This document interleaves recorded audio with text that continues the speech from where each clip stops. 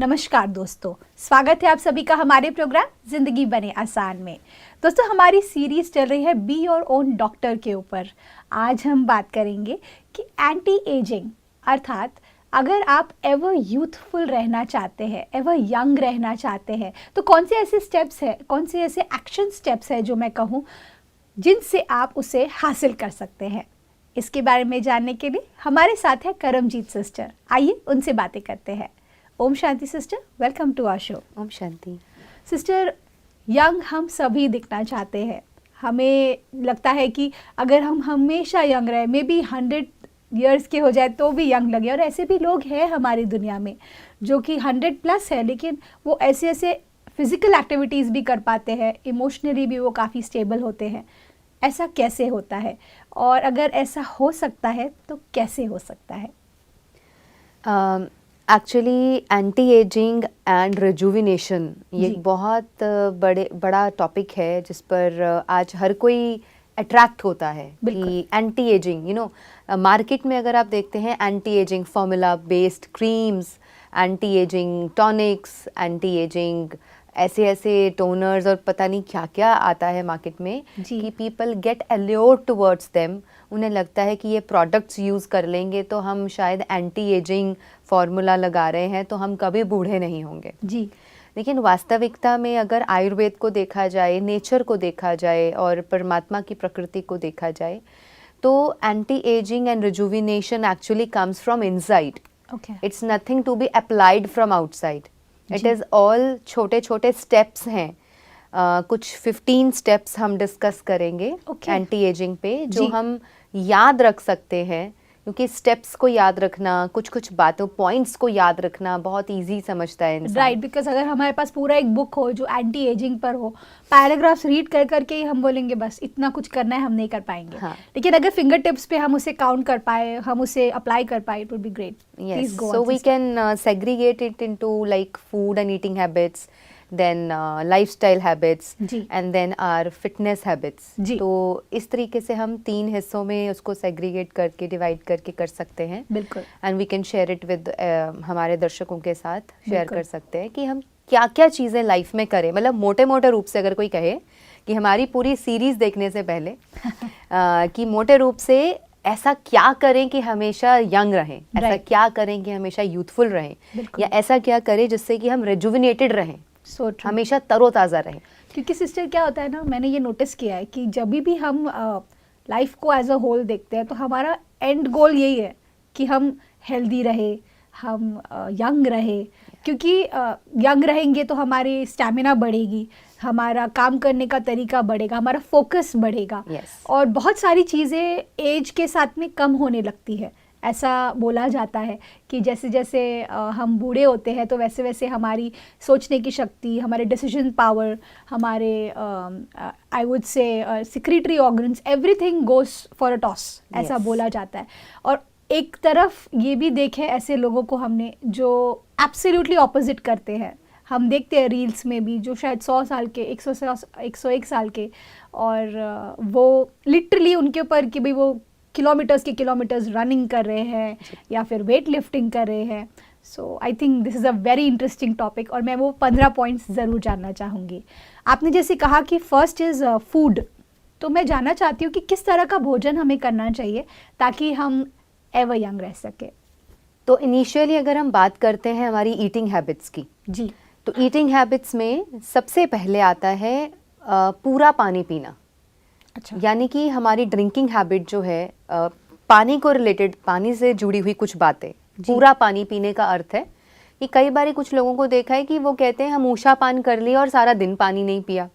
अच्छा। तो वो भी एक गलत हैबिट है कि we should always have a bottle with us, कि अगर हम सारा दिन कहीं बाहर जा रहे हैं, काम पर हैं, जॉब पर हैं या जर्नी पे हैं, तो we should have our water bottle with us, जिससे कि हम थोड़ा थोड़ा पानी जब जब प्यास लगे, जैसे जैसे ही प्यास लगे आप पीते रहें जी, ताकि हम हाइड्रेटेड रहें। इसका सीधा संबंध हमारी हेल्दी स्किन से भी है। बिल्कुल। तो हाइड्रेटेड रहते हैं, अंदर कभी ड्राइनेस नहीं आती और स्किन भी बहुत यूथफुल रहती है। तो this is one of the most important part of the drinking patterns. Second is कि सुबह उठ करके सबसे पहले बिना ब्रश किए उषा पान करना बहुत ज़रूरी है, जिसे हम आयुर्वेद में उषा पान कहते हैं, यानी कि खाली स्टमक, एम्प्टी स्टमक, खाली पेट रात का रखा हुआ पानी पीना, जिसको हमने होलिस्टिक वेलबींग में भी डिस्कस किया था। आई रिमेम्बर, या कि सुबह उठते ही सबसे पहले रात का जो सलाइवा मुंह में है जी, उसको बिना आप स्पिट किए, बिना ब्रश किए, आपको पहले ही रात का रखा हुआ जो पानी है किसी भी बर्तन में, अगर वो कॉपर बर्तन में हो, चांदी में हो तो बहुत अच्छा, तो कॉपर के बर्तन का पानी उठ कर के सबसे पहले पीना, 2 और 3 ग्लासेस ऑफ वाटर, जी, तो वो आपके लिए, हमारे लिए बहुत अच्छा रहता है। और फिर उसके बाद सारा दिन ध्यान रखें कि थोड़ा थोड़ा पानी की इंटेक होती रहे। हाँ, ये ज़रूरी है कि खाने के ना तो तुरंत पहले पानी पीना है, ना खाने के दौरान पीना है, ना खाने के बाद पीना है। ओके, तो ये पानी, पूरा पानी पीना, this is the first step which we should remember for anti ageing. जी, and the second step is कि सुबह जो हम नाश्ता करते हैं, जी। नाश्ते के बाद आप थोड़ा सा रसाहार यानी कि फलों का रस ले सकते हैं। दोपहर में छाछ ले सकते हैं खाना खाने के बाद, और रात के भोजन के बाद, रात्रि भोजन के बाद आप थोड़ा सा दूध ले सकते हैं। ओके, तो अब ये डिपेंड करता है कि जो हम मॉर्निंग में फलों का रस लेते हैं वो सीजनल होना चाहिए, बहुत ज़्यादा खट्टा भी नहीं होना चाहिए, और हमारे टेस्ट के अनुसार सीजनल फ्रूट्स जो हैं उसका थोड़ा सा रस ले सकते हैं। जी, दोपहर का खाना खाने के बाद आप छाछ ले सकते हैं, लस्सी जिसे हम कहते हैं, छाछ कहते हैं, मट्ठा कहते हैं। तो वो किसी को मीठा पसंद है, लेना मीठा ही चाहिए, उसमें यूजुअली नमक तो नहीं डालना चाहिए, मीठा डाल करके थोड़ा सा शक्कर या देसी खांड कुछ भी ऐसा डाल के, मिश्री डाल के आप थोड़ा सा ले सकते हैं। हाँ, किसी को बहुत ज़्यादा कोई हेल्थ इश्यूज़ हैं और उन्हें नमकीन लेने की इच्छा है तो कभी ले लीजिए, अदरवाइज़ आयुर्वेद में मिल्क प्रोडक्ट्स के साथ कभी भी नमक को यूज़ नहीं किया जाता। अच्छा। एंड थर्ड, पर ये तो हम मुगलाई फूड खाते हैं और पंजाबी फूड में भी डाला जाता है, तो वो गलत है? कर्ड में भी लोग नमक डालते हैं, हाँ, which is right. Actually wrong. It is अच्छा, completely wrong. There is no combination of milk and salt. Okay, milk and milk items के साथ जितने भी मिल्क प्रोडक्ट्स हैं उनमें कभी भी नमक नहीं यूज़ होता। चीज़ में भी नहीं? No, according to Ayurveda. Okay, and आप बिहार चले जाइए, आप बिहार में चले जाइए, each and every person in Bihar knows this. Okay, उनको नेचुरली पता है ये चीज़ कि कर्ड में कभी भी नमक नहीं डाला जाता, मसाला नमक कुछ नहीं डाला जाता। डालना ही है तो आप शक्कर डाल सकते हैं। ओके, तो अगर बिहार में कोई, किसी भी घर में कोई मेहमान जाए और उसके कर्ड में आप नमक डाल के दे दो, he will not eat the food. तो उसके बाद है रात्रि भोजन। रात्रि भोजन अगर आप 6:30-7 बजे के अंदर अंदर कर लेते हैं, यानी कि सूर्य अस्त के समय से पहले पहले आप रात्रि भोजन कर लेते हैं या सूर्य अस्त के समय पे कर लेते हैं, उसके 1-1.5 घंटे बाद और सोने से कम 1 से 2 घंटा पहले आप देसी गाय का देसी दूध ले सकते हैं। ओके, उसको आप गर्म करके थोड़ी सी हल्दी डाल के, according to your health issues, according to your prakriti, तो आप दूध थोड़ा सा ले सकते हैं, which should be really original, pure दूध, यानी कि देसी गाय का देसी दूध हो तो वो Okay. अति उत्तम है हमारे लिए।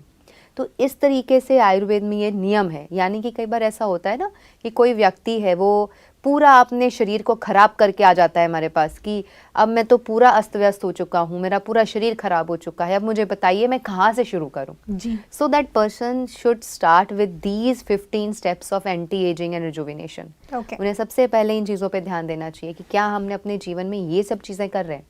सो इसके बाद जो तीसरा पॉइंट आता है वो है healthy food culture, which is one of my dream, जी, कि हेल्दी फूड कल्चर को हम अडॉप्ट करें अपने लाइफस्टाइल में। यानी कि ठीक है, सभी लोगों का बाहर आना जाना, उठना बैठना बहुत होता है। राइट, आजकल के जो बच्चे हैं, यंगस्टर्स हैं, उनका तो बहुत ज़्यादा ही लाइफस्टाइल ऐसा है कि पार्टीज़ करना, डाइन आउट करना, जी। आना जाना, कई बारी हमारे नाइट शिफ्ट्स है या वर्किंग स्टाइल ऐसा हो गया है कि बिल्कुल। हम एक जगह से दूसरी जगह ट्रैवल कर रहे हैं। जी, सो हेल्दी फूड कल्चर को अडॉप्ट करना बहुत ज़रूरी है। अदरवाइज़ जब लोग अपना ट्रीटमेंट शुरू करते हैं तो उसके बाद बताते हैं हमें बाहर जाना पड़ता है, हमें बाहर खाना पड़ता है, हमें Right. ऐसा करना पड़ता है, हमें वैसा करना पड़ता है, तो हम परहेज़ कैसे करें। राइट। कुछ लोग तो इतना ट्रैवल कर रहे होते हैं, लाइक इंडिया अब्रॉड, Yes. वो लेवल पे भी होता है। या सो कुछ चीज़ें तो चलो हमारे बस में नहीं हैं, जी, लेकिन जहाँ तक पॉसिबल हो कोशिश करें कि आप अपने इंडियन स्टाइल में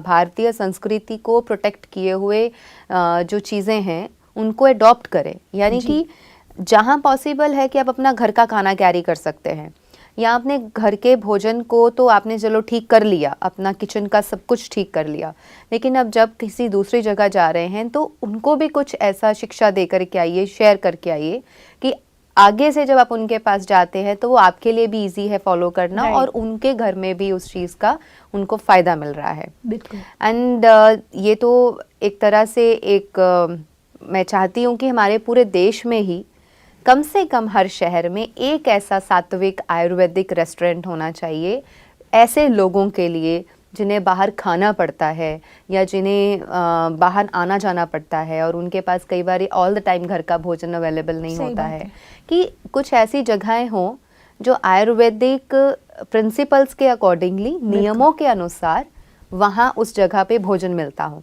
प्रॉपर नीचे बैठ के खाने की व्यवस्था हो, और सर्दी गर्मी मौसम के चेंजेस के अनुसार ऋतु कौन सी है, कौन से ऋतु में क्या देना है क्या नहीं देना है, ब्रेकफास्ट में क्या होना चाहिए, लंच में क्या होना चाहिए, डिनर में क्या होना चाहिए, उस वैरायटी को आयुर्वेदा के नियमों के अनुसार दिया जाता हो।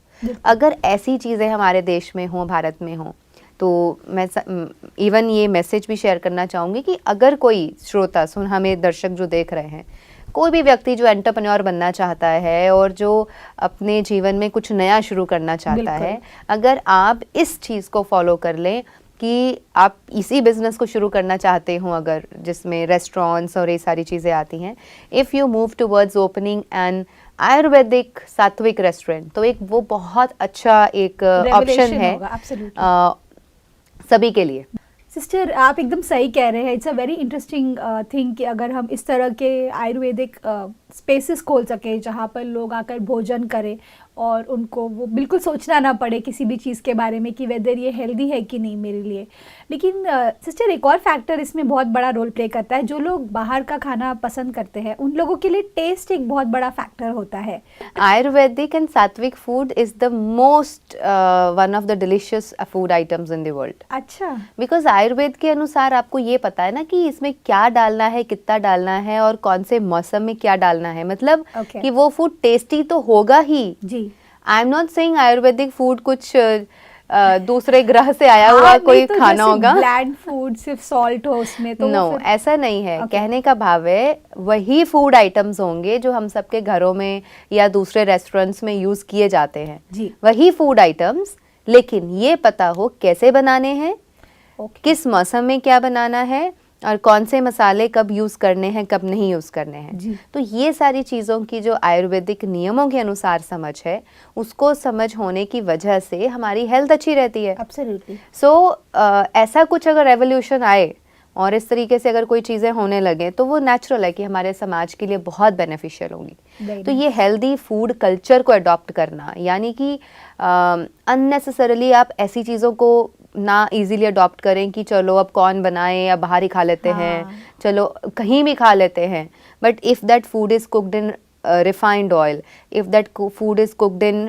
Too much like food colours use किए गए हैं, शुगर यूज़ की गई है और सी सॉल्ट जो है वो बहुत ज़्यादा यूज़ किया गया है, या कंपैटिबल चीज़ों को यूज़ किया गया है, जैसे कि रॉन्ग कॉम्बिनेशंस, जैसे कि अनफेवरेबल कॉम्बिनेशंस, जैसे कि आजकल दाल होती है तो दाल में मखनी का तड़का लगाते हैं, दाल में दही का तड़का लगा देते हैं, तो ये सब गलत है।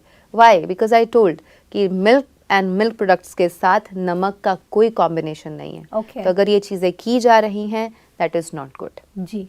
और हेल्दी फूड कॉम्बिनेशंस में इवन ये भी है कि हमें जहाँ भी हम जा रहे हैं, किसी के भी घर में जाके खा रहे हैं, यू शुड नो, अगर आप कहीं जा ही रहे हैं, कहीं आप गेट टुगेदर कर रहे हैं, आप उनको पहले ही इंस्ट्रक्ट कर दीजिए, अपना ही नहीं दूसरों का भी भला सोचिए कि इसमें मेरा तो होगा ही, लेकिन मैं बाकियों को भी कुछ सिखा के आऊँगा वहाँ से।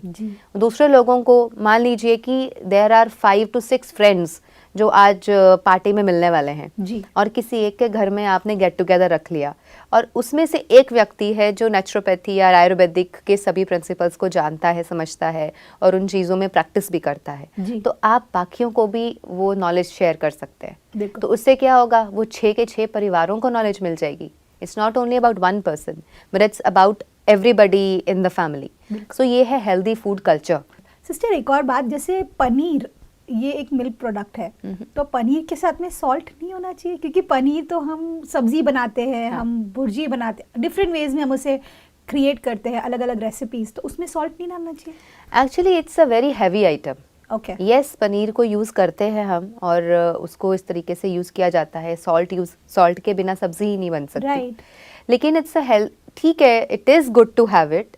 प्रोटीन का एक अच्छा सोर्स है, हालांकि प्रोटीन के और बहुत सारे सोर्सेज हैं, लेकिन टू मच एंड एक्सेस में ना लिया जाए तो अच्छा है जी। कभी कभार आप ले रहे हैं, अच्छी बात है, लेकिन बहुत सारे लोगों को देखा है कि वो पनीर के लिए ऐसे दीवाने होते हैं कि उन्हें लगता है पनीर के बिना तो ज़िंदगी ही नहीं है। राइट। और अगर आप मिल्क आइटम्स को बहुत ज़्यादा नमक के साथ लेने के आदी हैं, जैसे कि छाछ में बार बार नमक डालना, दही में नमक डाल के लेना और हर रोज़ पनीर की सब्ज़ी खाना, तो this is something a bad and wrong combinations which are being used. Paneer खाइए, ठीक है, पनीर की सब्ज़ी खाइए, पनीर की भुर्जी बना के खाते हैं, उसका ग्रेवी बना लेते हैं, but don't take it very lightly and very often कि डेली बेसिस पे, कभी कभार ले रहे हैं तो इट्स ओके, चलता है। Great. And then next it comes to मित भुक, हित भुक एंड ऋत भुक। ओके। तो ऋत भुक है सबसे पहले, यानी कि ये हमारे शास्त्रों में लिखा गया है और जो वैद हैं उनसे सुनने को मिलती हैं ये चीज़ें। हमारे ही भारत के जो विद्वान हुए हैं, वैद हुए हैं, संत हुए हैं, उनसे ये सुनने को मिलती थी चीज़ें। ऋत भुक, मित भुक, हित भुक, यानी कि ऋत भुक माना ऋतु के अनुसार अपनी भूख मिटाना, ऋतु के अनुसार भोजन करना। भोजन जो है आप अपने 6 की 6 ऋतुओं के अनुसार कर रहे हो जी। और ये सीजन्स के ऊपर हमने कंप्लीट सीरीज का कवर करी थी। जो लोगों ने उसे नहीं देखे हैं, वी सजेस्ट आप जाकर के उसे भी देखें ताकि आपको वहाँ से भी काफ़ी नॉलेज मिलेगा। सो ऋत भुक के बाद आता है मित भुक। मित भुक में आता है मिताहार, यानी कि eating adequately. Okay. Eating in adequate quantity, हमें पता होना चाहिए कितना खाना है। ओके। जिसे कहते हैं मिताहार। मिताहार का मतलब होता है अपनी भूख से थोड़ा सा कम खाना। जी। यानी कि अगर आपको 4 रोटी की भूख है तो 3 ही खाइए, जी। 3 की भूख है तो 2 खाइए। तो इस तरीके से मित भूख, we should know in how much adequate quantity to eat. ऐसा नहीं कि मेरी आज फेवरेट डिश बन गई है तो हम किसी को मान लीजिए डोसा और सांभर पसंद है, तो वो आज सोच रहा है कि 3-4 डोसे खा लूं और 5 कटोरी सांभर की पी लूं, तो यानी कि मेरा आज का पूरा हो जाएगा कोटा खाने पीने का। तो इट्स नॉट लाइक दैट। बेशक आपकी फेवरेट डिश बनी है, लेकिन we should know the quantity, the limit, where to stop. We should know where to stop, we should know the limit, how to eat, how much to eat. अगर unnecessarily बहुत ज़्यादा खा लेंगे, बहुत ज़्यादा, तो फिर आपकी ब्लोटिंग, देन पेट की खराबी, अपने ही शरीर के ऊपर, एक मशीन के ऊपर वजन डाल देने जैसी वाली बात हो जाती है। सो बेशक आपका फेवरेट फूड है, आपकी फेवरेट डिश बनी है, बट मित भूख को याद रखें। ऐसे नहीं कि आज किसी से सुन लिया पपीता खाना पेट के लिए बड़ा अच्छा होता है, तो जी इतना पपीता खा लिया कि कल पेट ही खराब हो गया। ऐसे नहीं। तो हित भूख यानी हितकारी भोजन। अच्छा, ये सुन लिया कि केला तो बड़ा अच्छा होता है, केले में भरपूर पोटेशियम है, कैल्शियम है, it's very good for bones, it's very good for like PCOD and it's very important for other health issues, कि चलो जी रोज़ केला खाना चाहिए। तो पता चले 6-6 केले खा रहे हैं एक ही टाइम पे बैठ के, और केले खाने के बाद अगर बॉडी में ऑलरेडी कफ है तो कफ और बढ़ जाएगा। Right. So this is called हित भुक, मित भुक एंड ऋत भुक, कि इन चीज़ों की समझ होनी चाहिए, उसके अकॉर्डिंगली आप खाना खाएं। And the last one is, the last point in this is that is fasting. जी। तो हमें, अगर कोई व्यक्ति पतला है तो 15 दिन में एक बार फास्ट ज़रूर करें। कोई ओबीस है, ओबेसिटी है, मोटापा है, तो आप हफ्ते में 1 दिन का फास्ट ज़रूर करें। और फास्टिंग में भी जो पतले लोग हैं वो ज़्यादा जूसेस एंड फ्रूट्स पे फास्टिंग कर सकते हैं जी। और जो लोग ओबीस हैं वो लोग नींबू पानी पे फास्टिंग कर सकते हैं। और जिनकी बॉडी में ड्राइनेस बहुत ज़्यादा रहती है वो मिल्क पर या मट्ठे पर भी फास्टिंग कर सकते हैं। अच्छा। तो इस तरीके से फास्टिंग करना भी हमारी अच्छी health, anti ageing and rejuvenation में बहुत कमाल का काम करता है, which gives us a complete healthy body. Beautiful, amazing sister. आज का एपिसोड बहुत ही अच्छा रहा है मेरे हिसाब से, क्योंकि मुझे बहुत कुछ सीखने को मिला है। आई एम श्योर हमारे दर्शकों ने भी बहुत कुछ सीखा है, जिसमें मुझे सबसे अच्छी बात सिस्टर ये लगी आपकी कि अगर हमें हेल्दी रहना है या एवर हेल्दी रहना है तो उसके लिए सबसे बड़ा फैक्टर फूड प्ले करता है, और उसके जो आपने छोटे छोटे टिप्स हमें दिए हैं हम उसे ज़रूर फॉलो करेंगे। All thanks to you sister, thank you for coming in our show. Om Shanti. Om Shanti.